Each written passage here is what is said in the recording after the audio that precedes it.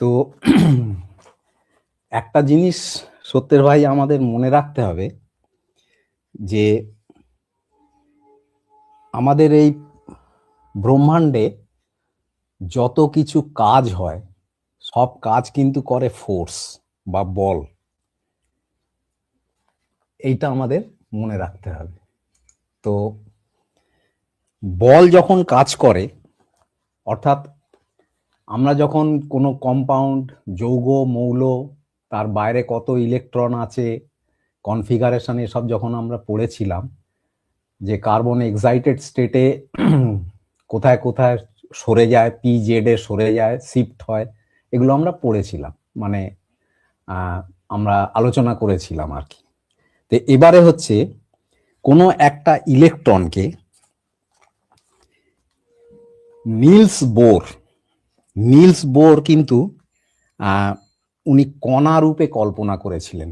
Nils বোরের যে বক্তব্য ছিল, উনি কণা রূপে কল্পনা করে বোরের তত্ত্ব এসেছিল। কিন্তু কণা রূপে কল্পনা করলে ইলেকট্রনের সব ধর্ম ব্যাখ্যা করা যায় না। তারপরে ডি ব্রগলি এসে যখন ওয়েভ নেচার দিলেন, অর্থাৎ ম্যাটারের তরঙ্গ বিস্তার সম্বন্ধে যখন বললেন, তখন আমরা ইলেকট্রনের ব্যবহারগুলোকে ব্যাখ্যা করতে পারলাম। ইলেকট্রনগুলোকে শুধুমাত্র কণা রূপে যদি আপনি কল্পনা করেন, একটা নিউক্লিয়াসের বাইরে যদি এরকম কণার রূপে কল্পনা করেন, একটা কণা রূপে এখানে ইলেকট্রনকে কল্পনা করেন, তাহলে কিন্তু কোনো একটা মুহূর্তে তার ভর এবং বেগ বা ভরবেগ দুটো একসঙ্গে নির্ণয় করা সম্ভব হচ্ছিল না। সেটাই এসেছে অনিশ্চয়তা সূত্র বা হাইজেনবার্গের অনিশ্চয়তা নীতি, যে কোনো একটা মুহূর্তে যদি বেগ নির্ণয় করতে যাই তাহলে তার ভর নির্ণয় করতে পারবো না, তার পজিশন নির্ণয় করতে পারবো না। এই রকম ভাবে আমরা ধীরে ধীরে ধীরে ধীরে ইলেকট্রনকে আমরা কল্পনা করলাম কি না, আসলে ইলেকট্রন হচ্ছে এরকম অসীম পর্যন্ত বিস্তৃত, অসীম পর্যন্ত চারিদিকে বিস্তৃত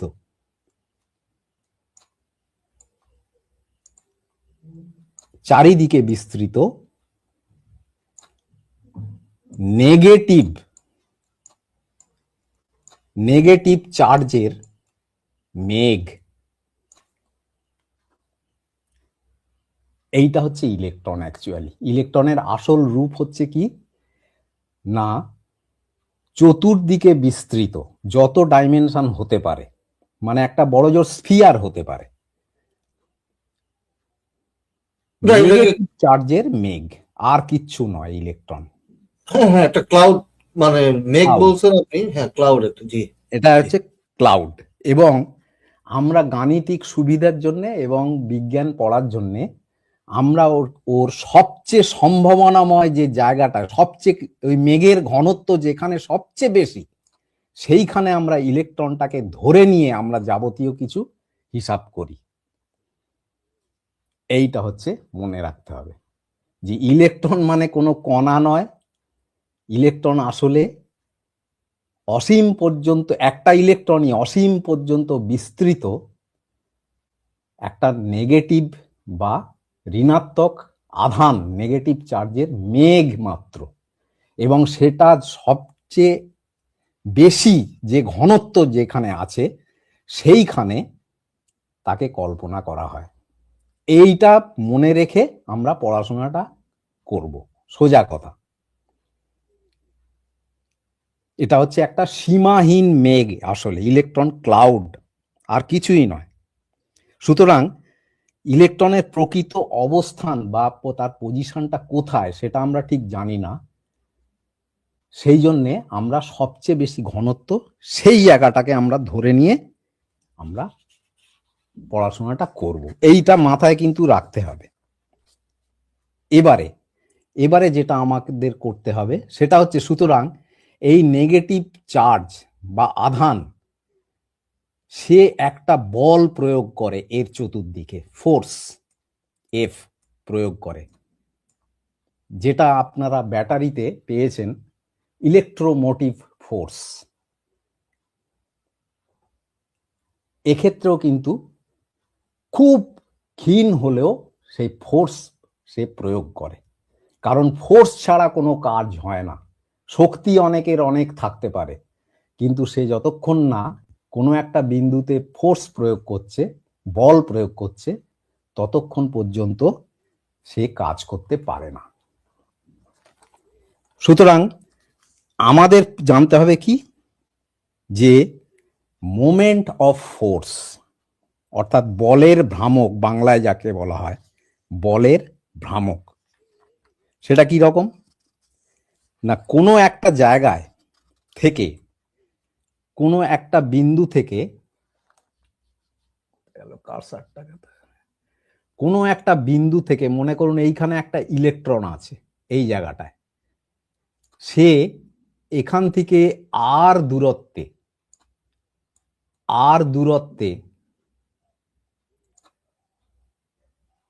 তার যে আধান, সেই আধান যদি হয় ই,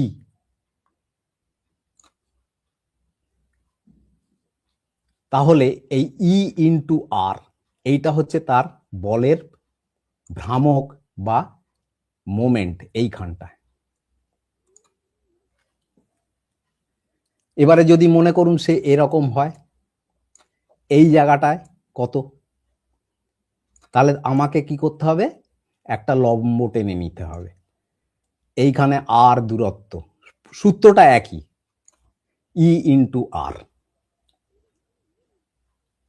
সূত্রটা কিন্তু একই।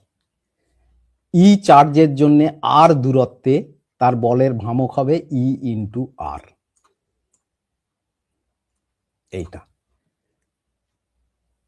এইটাকে বলা হয় মোমেন্ট অফ এ ফোর্স। তাহলে সে এইদিকেও করতে পারে, এই দিকেও করতে পারে, এখানেও ই ইন্টু আর হবে। মোট কথা দূরত্ব ইন্টু তার এইখানে যে বলটা আছে, যার শক্তিটা আছে, সেইটা, সেই যে আধানটা আছে, যে চার্জটা আছে, তার গুণফল হচ্ছে এখানে সে সেই বলটা প্রয়োগ করবে। এবারে আমরা দেখুন, আমরা যদি এটাকে এ, এটাকে বি, এটাকে সি ধরি, দেখুন এটা একটা ত্রিভুজ, এবিসি একটা ত্রিভুজ, এবং এই ত্রিভুজের ক্ষেত্রফল হচ্ছে হাফ ভূমি ইন্টু উচ্চতা। হাফ ভূমি মানে হচ্ছে এবি, আর উচ্চতা হচ্ছে ইবি, এই সিবি ডট সিবি। কিন্তু আমরা কি পেয়েছি না, ই ইন্টু আর, অর্থাৎ এই দূরত্বটা ইন্টু এই দূরত্বটা। তাহলে দেখুন এইখানে আমরা কি করছি না, এই চার্জটা এখানে যখন কল্পনা করছি, আমি এই বিন্দুটাকে এইখানে নিয়ে চলে আসছি। তাহলে এই দূরত্ব ইন্টু এইখানে যদি আমার এই ইটা চলে আসে, তাহলে ই ইন্টু এইটা হচ্ছে তখন আর। এ কতটা ট্রাভেল করলো না, এই দূরত্বটা, এবি দূরত্বটা। তাহলে এইটা হচ্ছে ত্রিভুজের ক্ষেত্রফল, কিন্তু আমি পাচ্ছি শুধুমাত্র বলের ভ্রামক হচ্ছে এইটুকু, হাফটা নেই। সুতরাং কোনো একটা বিন্দুতে যদি কোনো একটা শক্তি থাকে বা ইলেকট্রন থাকে, সে দূরবর্তী কোনো জায়গায় কি বল প্রয়োগ করবে, সেটা হচ্ছে এবি ইন্টু সিবি বা ত্রিভুজের ক্ষেত্রফলের ডাবল, এবি ইন্টু সিবি, ত্রিভুজের ক্ষেত্রফলের ডাবল, শেপ, হাফটা নেই,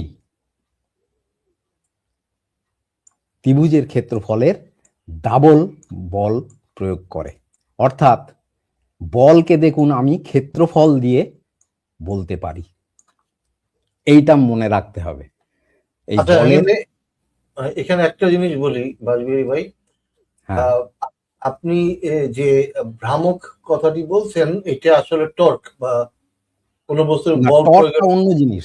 টর্কটা সত্যের ভাই, হুম, টর্কটা হচ্ছে, মনে করুন কোনো একটা জায়গায় যদি হুম, আপনি এই দিকে বল প্রয়োগ করেন হুম, এবং এইটা যদি এই দিকে বল প্রয়োগ করেন, হুম। সমপরিমাণ বল প্রয়োগ করতে হবে। এটা যদি এফ করেন, আচ্ছা, এটা যদি এফ করেন, সমপরিমাণ করতে হবে, কিন্তু but the directions are just opposite এবং আচ্ছা। দূরত্বটা আর, আর এখানে এইটাকে বলা হয় ভ্রামকটা, টর্ক। এখানে টর্ক, কিন্তু এখানে ভ্রামকটা হচ্ছে কি, এটার ফোর্স তার। ভ্রামক মানে হচ্ছে এই পজিশনের জন্য, এই বিন্দুটার জন্য, অর্থাৎ একটা ইলেকট্রন মেঘ সবচেয়ে হুম, ঘনত্ব যেখানে আছে, সে, হুম। এই দেখুন এই আরটা আমি ছবিতে এঁকেছি হচ্ছে এইটুকু, কিন্তু এটা আচ্ছা, অসীম পর্যন্ত বাড়তে পারে। ঠিক আছে। সুতরাং সুতরাং একটা ইলেকট্রন তার চতুর্দিকে এরকম অজস্র ত্রিভুজ কল্পনা করুন, সে হুম, চতুর্দিকে তার বলের ওই ক্ষেত্রটা, মানে ডোমেনটা দেখুন, এগুলো সব ডোমেন, এর মধ্যে কিন্তু অন্য একটা হুম। ইলেকট্রন আনলে সে রিপালসান খাবে। আচ্ছা, আচ্ছা, এবার বুঝতে পারছি। ঠিক আছে। হ্যাঁ, এই জন্য এইটা বোঝানো, যে এইখানে যদি কোনো একটা ইলেকট্রন আছে, এখানে যদি পট করে আর একটা ইলেকট্রন এসে পড়ে এই ক্ষেত্রের মধ্যে, তাহলে সে তাহলে সে রিপালশনের এই ফোর্সটা পাবে, তাই না? হ্যাঁ, এই ফোর্সটা, তাহলে আগে এই জিনিসগুলো বুঝতে হবে। These are the basic principles of bonding. Bond কিভাবে হবে, এরপরে আমি দেখব যে ইলেকট্রন কি কিভাবে একটা পরমাণুর মধ্যে থাকতে পারে। তাহলে ইলেকট্রন যে বল প্রয়োগ করে এবং তার গাণিতিক রূপ কি হয়, ত্রিভুজের ক্ষেত্রফলের ডাবল, এইটা বোঝাবার জন্য আমি এই ছবিটার আঁকলাম আর কি। একে বলা হয় মোমেন্ট অফ ফোর্স। এটা নিচু ক্লাসে পড়ানো হয় না, তো আমি আমি মনে করি যে এটা পড়ানো বা বোঝানো দরকার, সেই জন্য আমি বলে দিলাম যে একটা ইলেকট্রন শুধুমাত্র একই দিকে যে ফোর্স প্রয়োগ করে তেমনটা নয়, সে অসীম পর্যন্ত ক্ষীণ হতে হতে হতে হতে একেবারে নীল হবে না, কিন্তু ক্ষীণ হয়ে যাবে, এবং সে চতুর্দিকে সে বল প্রয়োগ করতে পারে। এইটাকে বলা হয় মোমেন্ট অফ ফোর্স বা বলের ভ্রামক। মোমেন্ট অফ যেমন ইনার্সিয়া, ঠিক সেরকম মোমেন্ট অফ ফোর্স। আচ্ছা, এইবারে আমি বলবো কোন কোন সূত্র জানতে হবে আমাদের বন্ড বোঝার জন্য। প্রথম হচ্ছে, এক নম্বর সূত্র জানতে হবে, এ সরি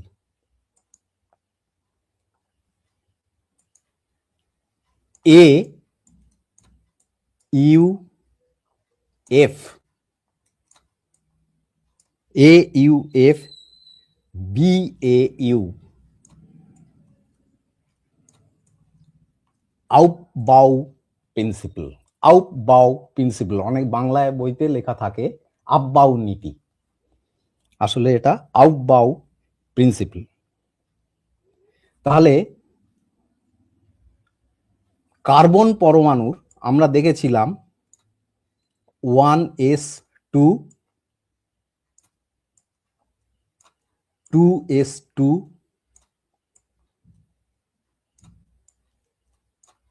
2p2, এইটা আমরা এরকম পেয়েছিলাম। আউপবাউ উনি দেখালেন যে এই পরমাণুতে, এই কার্বন পরমাণুতে যদি আপনি একটা বাইরে থেকে ইলেকট্রন ঢোকাতে চান, বাইরে থেকে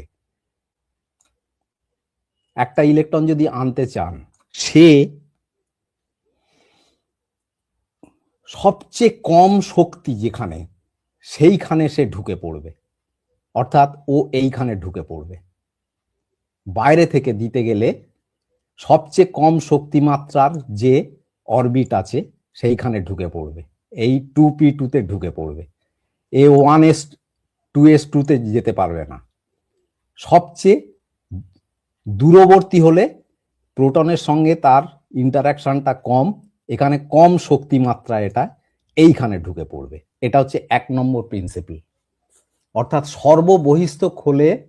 সর্ববহিস্থ কক্ষে ইলেকট্রন ঢুকবে এবং সেখান থেকে ইলেকট্রন বেরিয়ে যাবে, তার কারণ সে অনেক দূরে। এই যে অ্যাটমিক রেডিয়াই, এইটা অনেক দূরে, সেই জন্য এটা গেল 1 নম্বর প্রিন্সিপাল, আউটবাউ প্রিন্সিপাল। এটা হচ্ছে যে কোনো পরমাণুর জন্য এটা খাটে। আমি কার্বন দিয়ে বললাম যে সবচেয়ে দূরবর্তী অরবিটালে ইলেকট্রন ঢুকবে এবং ইলেকট্রন বেরোবে। এটা হচ্ছে গিয়ে 1 নম্বর প্রিন্সিপাল। আচ্ছা, এবারে 2 নম্বর প্রিন্সিপাল হচ্ছে, এটা আমি মুছে নিই।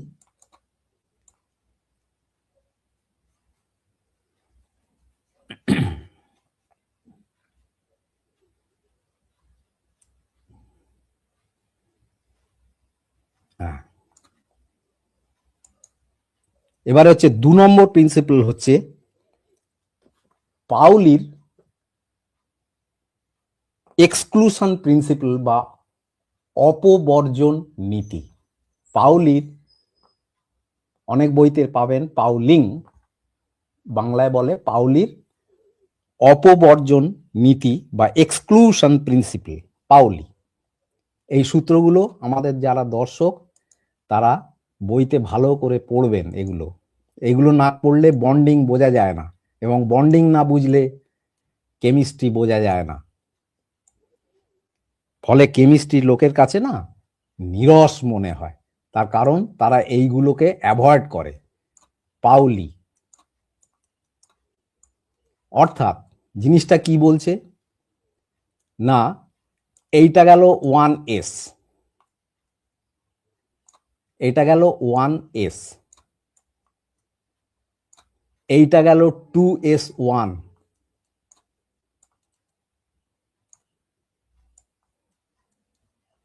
সরি 2s2,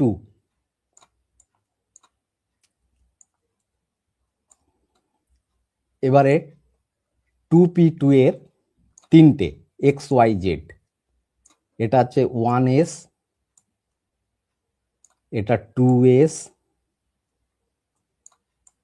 আর এটাকে ধরুন 2p, আমি এদিকে লিখলাম। এর আবার xyz আছে, সাব অরবিটাল আছে। পাউলি বলছেন যে একই ডেনসিটির, ওই যে ইলেকট্রন ডেনসিটি, সে নিজের মধ্যে ঘুরতে থাকে, স্পিন। অর্থাৎ ওই ইলেকট্রন মেঘগুলোর মধ্যে যেমন জলের মধ্যে ঘূর্ণন আছে, সেই রকম ঘূর্ণন আছে। এই জন্য দেখুন এইখানে ইলেকট্রনগুলোকে একটা আধখানা তীরের মতন আঁকা হচ্ছে, মানে এরা এই ডিরেকশনে ঘুরছে, এটা উল্টো ডিরেকশনে ঘুরছে, এটা এই ডিরেকশনে ঘুরছে, এটা উল্টো ডিরেকশনে ঘুরছে। কোনো একটা কক্ষে কখনো একই রকম এইরকম একই ঘূর্ণনের দুটো ইলেকট্রন থাকতে পারবে না। সে এটাকে ছেড়ে দেবে, সে এটাকে বর্জন করবে, সে বর্জন করে এইটাকে এইখানে পাঠিয়ে দেবে। এইটা হচ্ছে রহস্য, কেন 2s2 এর এক্সাইটেড স্টেটে পরপর প্রথমে এই রকম ভাবে সাজানো হয়। এই রকম কখনোই থাকতে পারবে না, এইরকম থাকতে পারবে না, মানে একমুখী ঘূর্ণন আছে, এইরকম কোনো ইলেকট্রন দুটো পাশাপাশি থাকতে পারবে না, সে এইখানে পাঠিয়ে দেবে একে। এইটাকে বলা হয় পাউলির অপবর্জন নীতি। অর্থাৎ আমাকে এইটা মুছে ফেলতে হবে, এইটা মনে রাখতে হবে।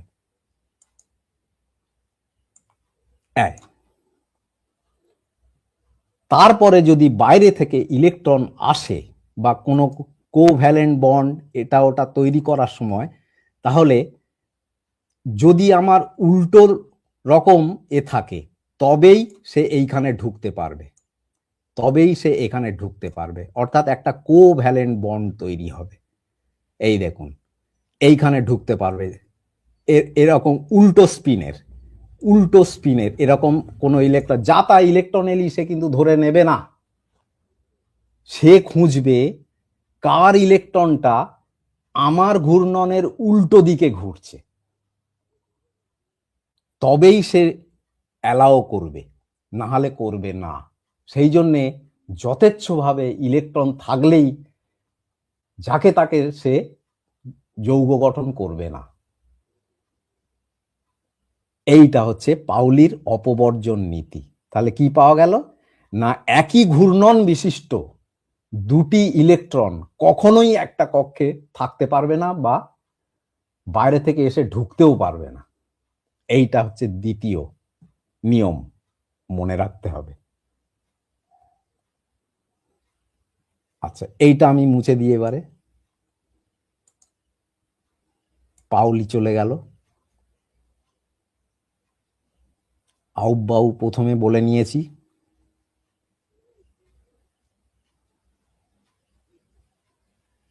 আচ্ছা, এবং 3 নম্বর যেটা বন্ড বোঝার জন্য এই 3টে নীতি খুব দরকার হবে।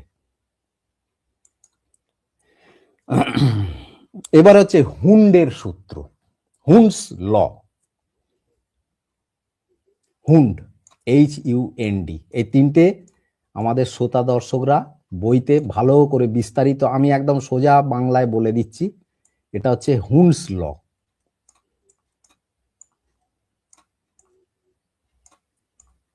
এটা কিন্তু বন্ড বোঝার জন্য, যে কিভাবে বন্ড তৈরি হয় সেটা বোঝার জন্য এই 3টে সূত্র অবশ্যই লাগবে।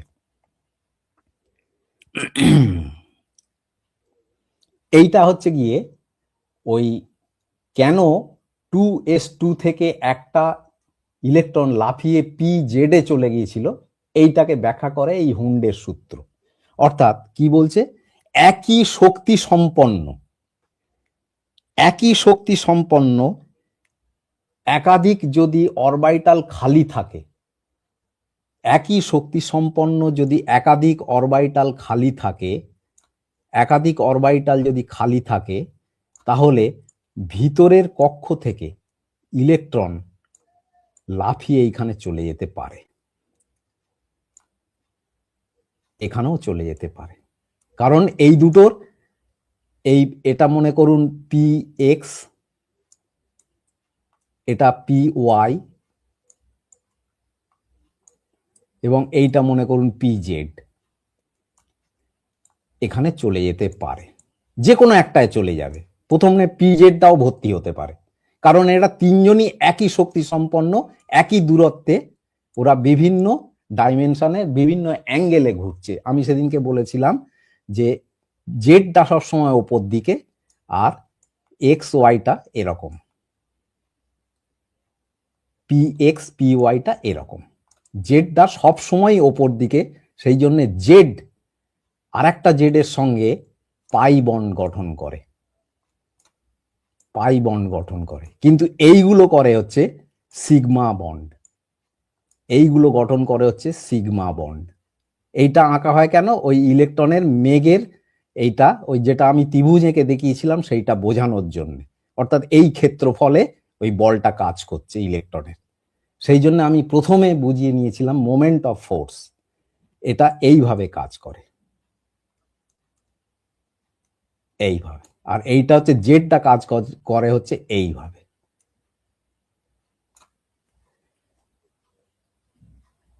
তো এইটা হচ্ছে হুন্ডের সূত্র। সেটা হচ্ছে কি না, একই শক্তি মাত্রায় যে কোনো একটায় লাফিয়ে যেতে পারে, সে প্রথমে PZও, কারণ প্রত্যেকের শক্তি মাত্রা একই, সে PZেও যেতে পারে, PYতেও যেতে পারে, PXেও যেতে পারে। এইটা হচ্ছে হুন্ডের সূত্র।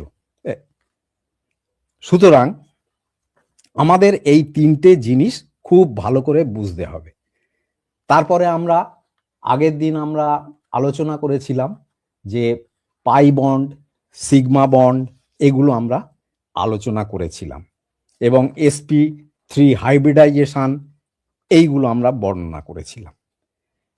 এবারে আজকে যেটা বিশেষ ধরনের একটা আলোচনা করব সেটা হচ্ছে কোভ্যালেন্ট বন্ড, অর্থাৎ জৈব যৌগের মূল জিনিস যেটা কোভ্যালেন্ট বন্ড। এইটুকু সত্যের ভাই কি আমি ক্লিয়ার করতে পেরেছি? জি, ক্লিয়ার। হ্যাঁ, তিনটা নীতির কথা আপনি বললেন।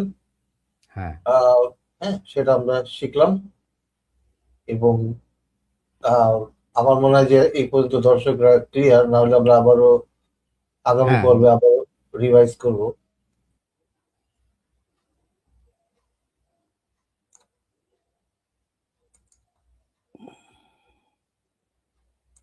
এবার হচ্ছে সমযোজী বন্ধন বা কোভ্যালেন্ট বন্ড।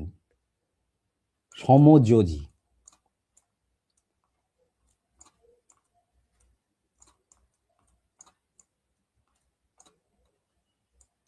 কোভ্যালেন্ট। জৈব যৌগের বেশিরভাগ ক্ষেত্রেই সমযোজী বন্ধনে থাকে। আর ইনঅর্গানিক বা অজৈব যৌগ তার অনেক রকম বন্ড হয়। ইলেকট্রনিক বন্ড হয়, ভ্যান ডার ওয়ালস ফোর্স দিয়ে হয়, তারপরে ডেটিভ বন্ড বলা হয়। এই ধরনের অনেকগুলো বন্ড হয়। তো সমযোজী বন্ধন বা কোভ্যালেন্ট বন্ড এইটা আমাদের বুঝতে হবে। সেটা কি না, কার্বনের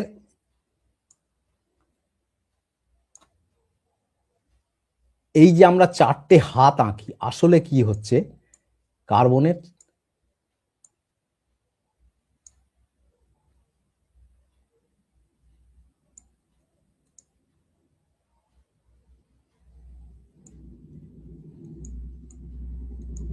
এরকম ভাবে আমরা আঁকি।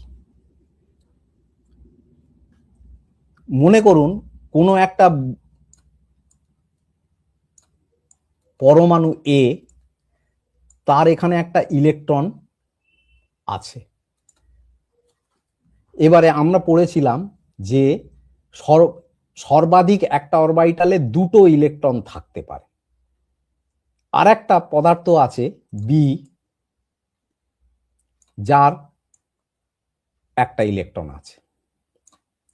তাহলে এই দুটো পদার্থ কি করবে না, এ খানিকটা এর ইলেকট্রনটাকে এগিয়ে দেবে, এ খানিকটা এর ইলেকট্রনটাকে এগিয়ে দেবে, দিয়ে নিজেদের মধ্যে একটা সম্পর্ক, অর্থাৎ এর যে এই যে ইলেকট্রনটার মেঘটা এই রকম আর এর ইলেকট্রনটার মেঘটা এই রকম, এরকম হয়ে এ মনে করবে যে আমার দুটো ইলেকট্রন এই তো হয়ে গেল, আবার এও মনে করবে আমার এই তো এই দুটো ইলেকট্রন হয়ে গেল।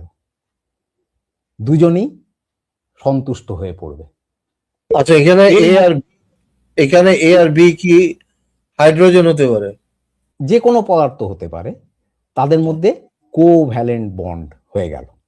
এই জিনিসটাকে বলা হয় কোভ্যালেন্ট বন্ড, সমযোজী বন্ধন। তখন এখানে লেখা হবে, যেহেতু উভয় ইলেকট্রনটা দিয়েছে, তখন লেখা হয় এই রকম চিহ্ন দিয়ে। এটাকে বলা হয় লিউস স্ট্রাকচার। আর আমরা পড়াশোনার সময় আঁকি এরকম ভাবে, দেখবেন জৈব যৌগ লেখা হয় এই রকম, এইভাবে লেখা হয়। যেমন মিথেন, মিথেন আমরা কি করছি, আসলে ও করছে কি, এই হাইড্রোজেনের একটা ইলেকট্রন আর নিজের একটা ইলেকট্রন, এইদিকে হাইড্রোজেনের একটা ইলেকট্রন আর নিজের একটা ইলেকট্রন, এই দিকেও সেম জিনিস,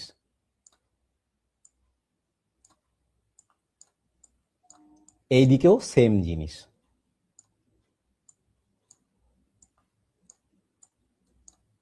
তাহলে কার্বনের এই যে চারটে বহিস্থ কক্ষের কার্বনের যোজ্যতা আমরা আগের দিন পড়ে নিয়েছি, 2s এর একটা আর 2p-র তিনটে, XYZ, এই চারটে ইলেকট্রন। এই দেখুন সর্ববহিস্থ হলে এই চারটে ইলেকট্রন, এই চারটে ইলেকট্রন দিয়ে শেয়ারিং করে এই দেখুন শেয়ারিং করে এ কার্বন ভাবছে এটাও আমার, আবার হাইড্রোজেন ভাবছে এটাও আমার। হাইড্রোজেনের বাইরে একটা ইলেকট্রন থাকে, একটা প্রোটন থাকে, নিউট্রন থাকে না। তাহলে 1s2 আমরা জানি যে 1s এ সর্বাধিক দুটো ইলেকট্রন থাকতে পারে। তাহলে এই দেখুন হাইড্রোজেনের সর্বাধিক দুটো ইলেকট্রন হয়ে গেল। আবার এরও দেখুন 2s2 তে সর্বাধিক 8টা ইলেকট্রন থাকতে পারে। 2s2 2p6 আমরা জানি হচ্ছে এটা হচ্ছে ইনার্ট বা নিষ্ক্রিয় মৌলের কনফিগারেশনে এইটা, মানে 8টা ইলেকট্রন থাকতে পারে। এই দেখুন এখানে 2 2 2 এই 2 কার্বন মনে করছে এই তো আমার 8টা হয়ে গেল, তাহলে আমি নিষ্ক্রিয় হয়ে গেলাম। তৈরি হয়ে গেল মিথেন CH4 CH4। এই যে পদ্ধতি, এই পদ্ধতিটাকে বলা হয় কোভ্যালেন্ট বন্ড। এবং ম্যাক্সিমাম ম্যাক্সিমাম জৈব যৌগ এই কোভ্যালেন্ট বন্ড দ্বারা গঠিত। এইটুকু ক্লিয়ার হয়েছে কিনা? যদি কোনো শ্রোতা বা দর্শক থাকে কমেন্ট করে বা এ করে জানাতে পারেন, তবে আমি সামনে এগোবো আর কি। হ্যাঁ, যদি কারো প্রশ্ন থাকে এখন কমেন্টে জানান, আর না হলে আমরা এগোই। জি। হ্যাঁ, আচ্ছা, এরপরে হচ্ছে এইটা গেল কোভ্যালেন্ট বন্ড। এবারে আমরা যাব হাইড্রোজেন বন্ড। হাইড্রোজেন বন্ড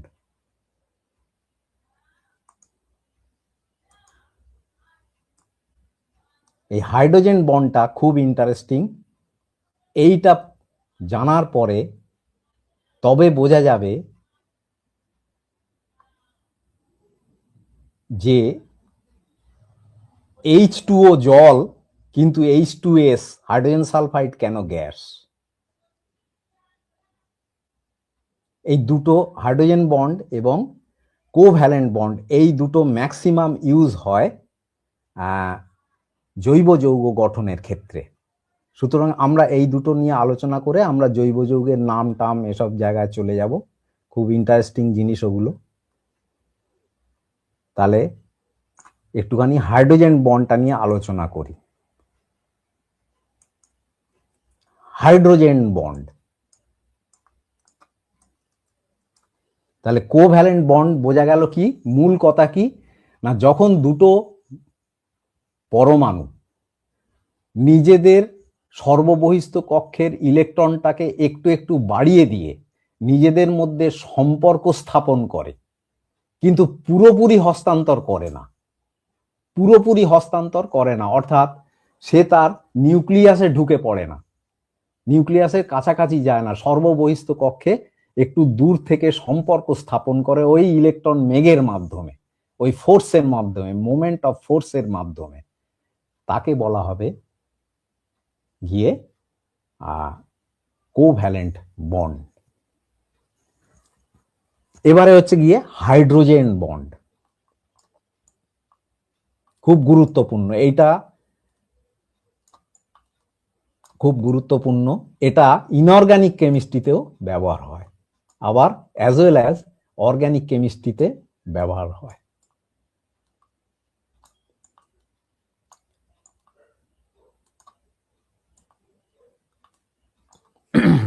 জিনিসটা কি রকম না, হাইড্রোজেন পরমাণু, হাইড্রোজেন পরমাণু যার বাইরে একটা মাত্র ইলেকট্রন ঘোরে এবং ভিতরে একটা প্রোটন, এ যখন কোনো হাইলি ইলেকট্রোনেগেটিভ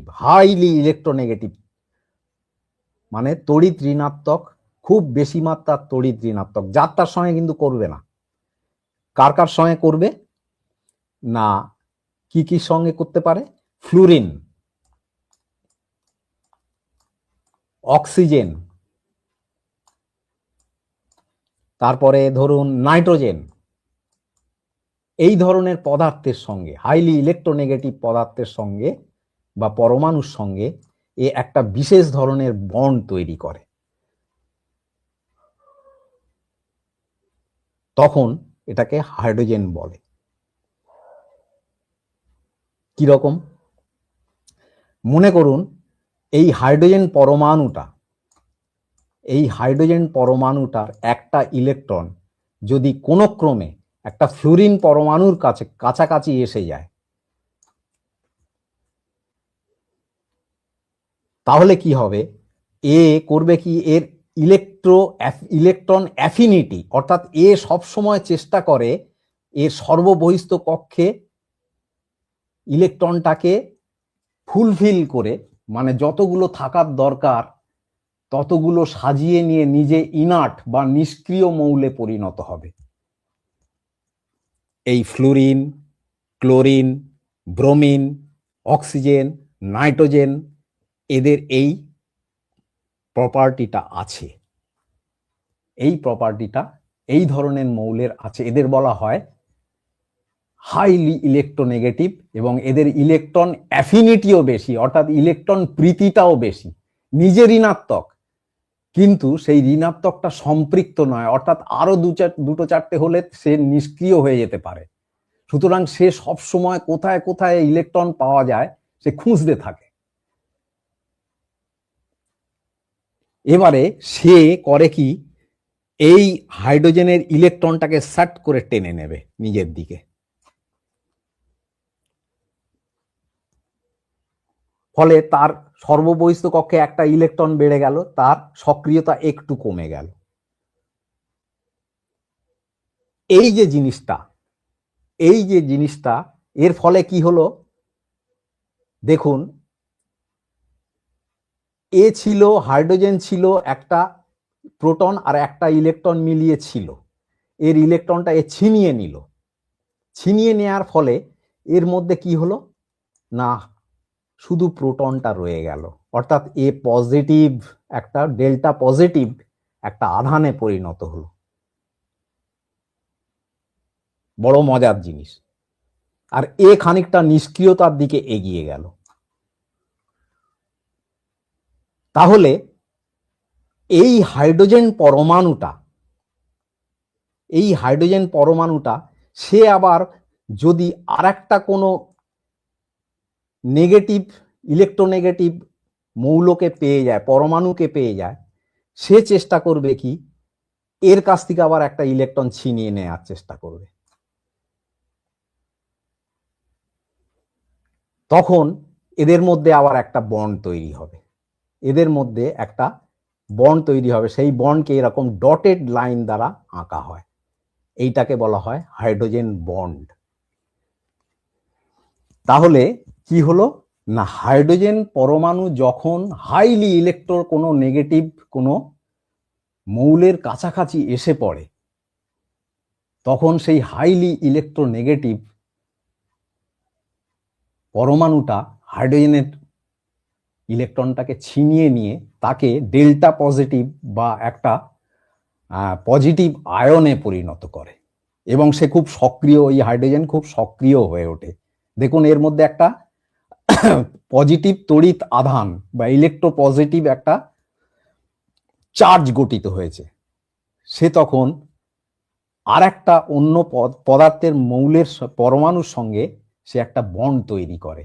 এই যে বিশেষ ধরনের বন্ডটা, এটা দেখুন ইলেকট্রোস্ট্যাটিক বন্ড। এইটা হচ্ছে গিয়ে দেখুন, এই অক্সিজেন এ হচ্ছে ইলেকট্রোনেগেটিভ, এ ইলেকট্রোপজিটিভ।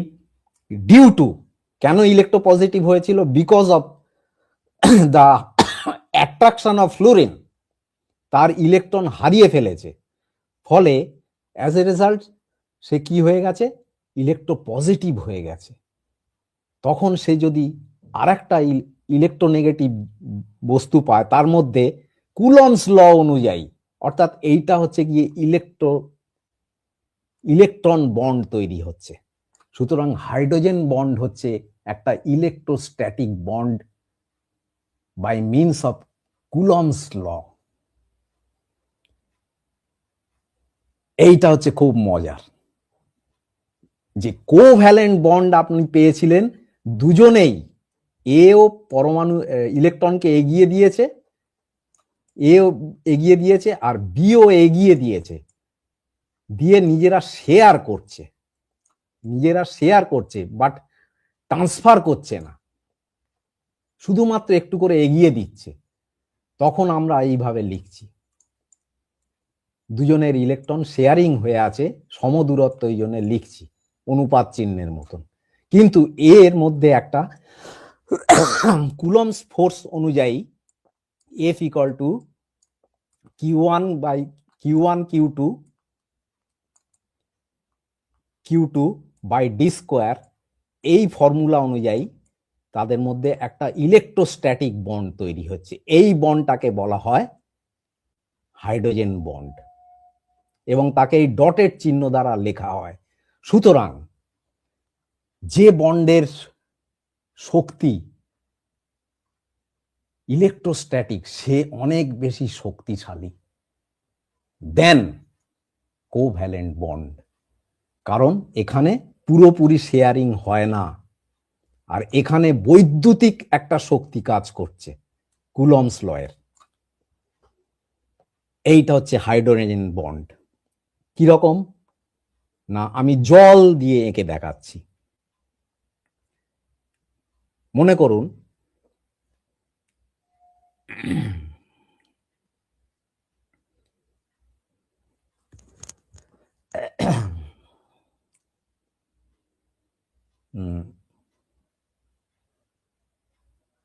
জল দিয়ে তো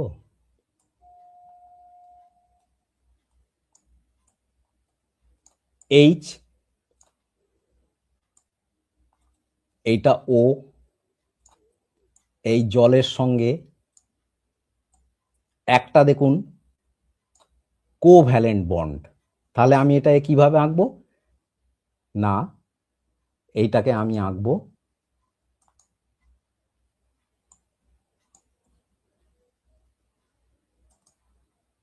এরকম। আহা,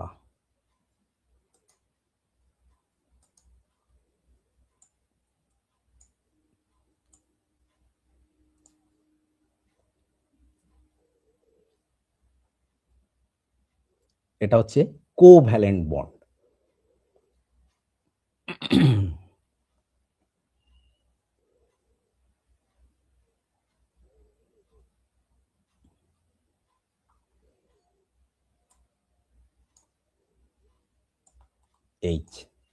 H2O।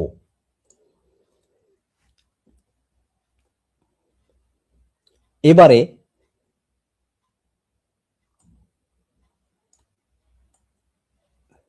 এই কোভ্যালেন্ট বন্ড, যেহেতু একটু আগে আমরা কি পড়লাম, যে যখন সে হাইড্রোজেন পরমাণু, যখন সে হাইলি ইলেকট্রোনেগেটিভ কোনো পদার্থের পরমাণুর কাছাকাছি চলে যায়, তখনই একমাত্র হাইড্রোজেন বন্ড সৃষ্টি হতে পারে।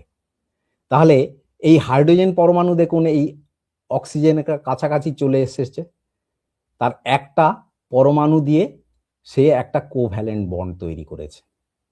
তাহলে কি হলো, তাহলে এ ডেল্টা পজিটিভ হয়ে গেছে, কারণ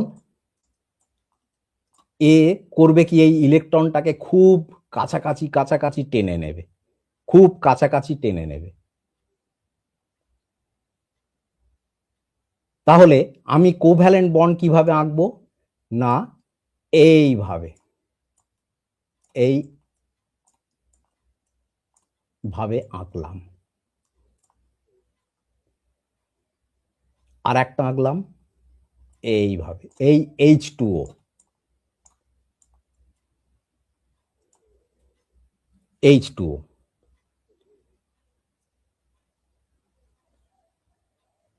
তাহলে এবারে জলের আরেকটা পরমাণু, জলের আরেকটা অণু যদি এইখানে এসে যায়, তাহলে এইখানে দেখুন এই হাইড্রোজেনটা আবার মনে করুন অ্যাডজাসেন্ট যে জলের আরেকটা অণু আছে তার সঙ্গে দেখুন এই হাইড্রোজেন বন্ড তৈরি করে ফেলছে।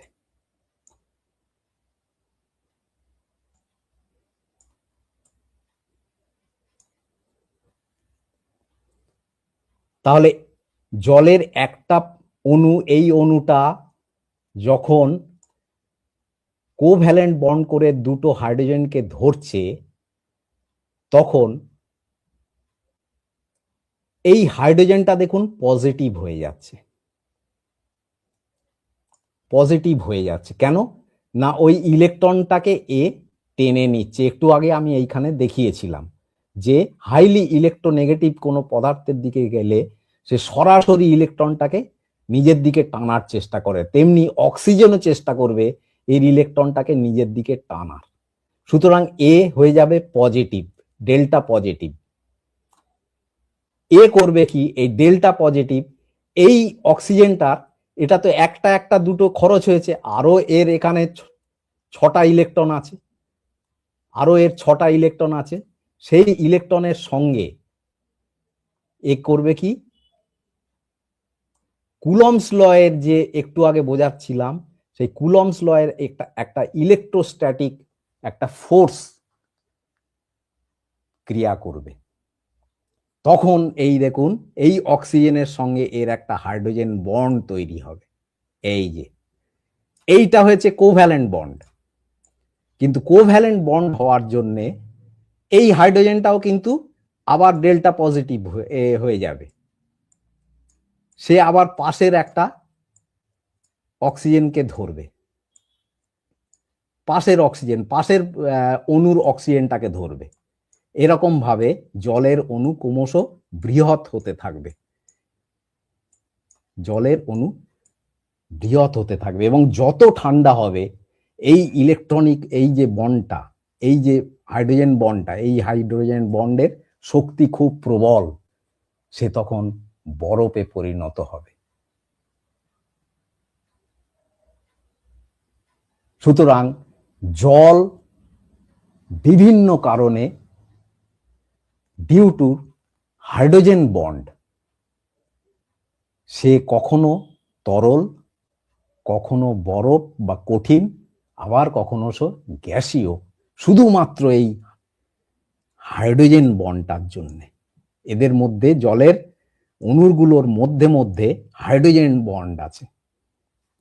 এই হাইড্রোজেন বন্ডের জন্য সে কখনো জলীয় বাষ্প, কখনো তরল, কখনো কঠিন বরফ। তার কোভ্যালেন্ট বন্ডের জন্য নয়, তার এই বন্ডটার জন্য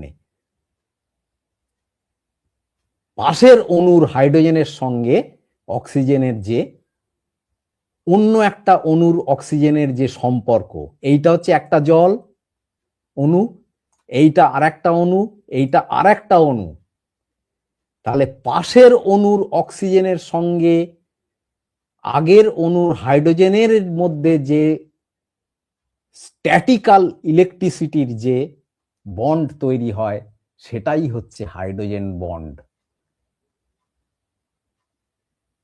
কিন্তু নিজের অণুর মধ্যে আছে দেখুন কোভ্যালেন্ট বন্ড, হাইড্রোজেনের নিজের অণুর হাইড্রোজেনের সঙ্গে আছে অক্সিজেনের কোভ্যালেন্ট বন্ড, পাশের অণুর সঙ্গে হাইড্রোজেনের সঙ্গে আছে হাইড্রোজেন বন্ড বলা হয়। তাহলে এই হাইড্রোজেন বন্ড এর জোরে মনে রাখতে হবে যে কোভ্যালেন্ট বন্ড আর হাইড্রোজেন বন্ড, এই দুটো বন্ড মিলিয়ে জৈব রসায়নের বিক্রিয়া, এইটুকু মনে রাখতে হবে।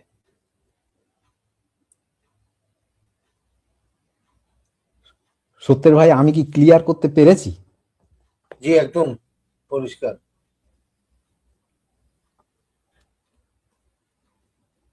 আর কিছু বলবো নাকি, নমেনক্লেচারের দিকে চলে যাব নাকি? আচ্ছা, তাহলে আজকে এতটুকু থাকুক। আচ্ছা, তাহলে মানুষ এতটুকু ডাইজেস্ট করুক, তারপর আমরা আগামী রবিবারে আবারও এখান থেকে আমি শুরু। আরেকটা উদাহরণ দিয়ে দিই, লোকে বুঝতে সুবিধা হয়। জল দিয়ে বুঝিয়েছি তো, একটা জৈব যৌগ দিয়ে বুঝিয়ে দিই, কেমন? তাহলে জি, হ্যাঁ, তাহলে আরো আরো ক্লিয়ার হয়ে যাবে। তাহলে হাইড্রোজেন বন্ড হবে পাশের অণুর সঙ্গে, সেম অণুর মধ্যে নয়। সেম অণুর মধ্যে কোভ্যালেন্ট বন্ড, কিন্তু পাশের অণুর সঙ্গে থাকবে হাইড্রোজেন বন্ড। এবং হাইড্রোজেন বন্ড হচ্ছে একটা ইলেকট্রিক বন্ড, যেটা কুলম্বস ল এর ফোর্স অনুযায়ী হয়। সুতরাং কেউ যদি ফিজিক্সের কুলম্বস লকে ইগনোর করে, he will be in complete darkness. আচ্ছা, আমি মোটামুটি একটা জিনিস দেখাই, এটা জল দিয়ে দেখালাম। মনে করুন মিথাইল অ্যালকোহল। মিথাইল অ্যালকোহল কি না, কি হয়ে গেল, হ্যাঁ,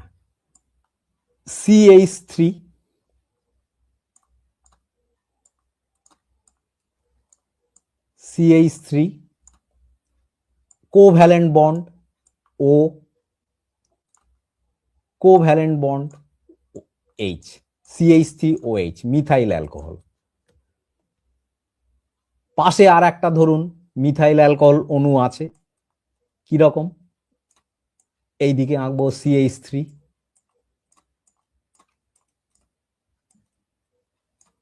ও covalent bond H। Covalent bond সবসময় লাইন দিয়ে আঁকা হয়, কিন্তু হাইড্রোজেন বন্ড ডটেড লাইন দিয়ে আঁকা হয়। এটা মনে রাখতে হবে। তাহলে আচ্ছা, এইটাকে আমি এই ধারে আঁকি, তাহলে ভালো হবে, নাহলে অনেকটা দূর হয়ে যাচ্ছে।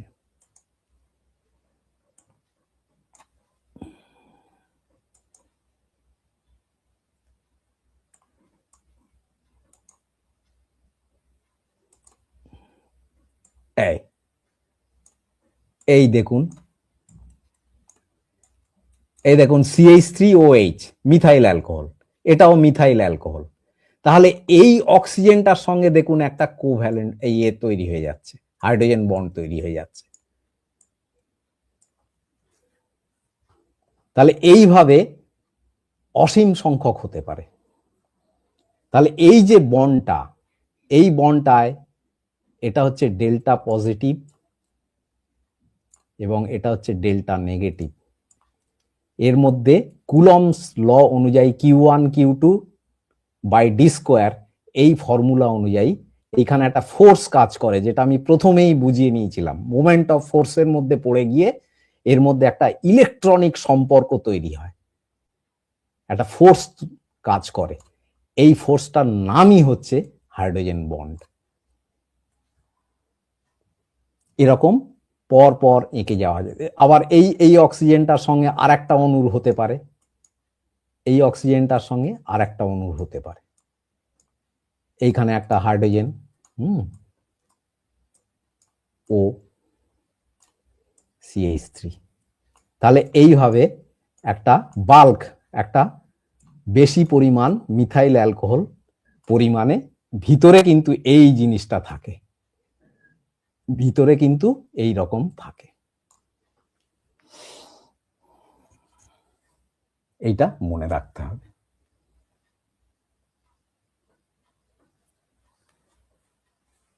ঠিক আছে সত্যের ভাই? হ্যাঁ, শিওর।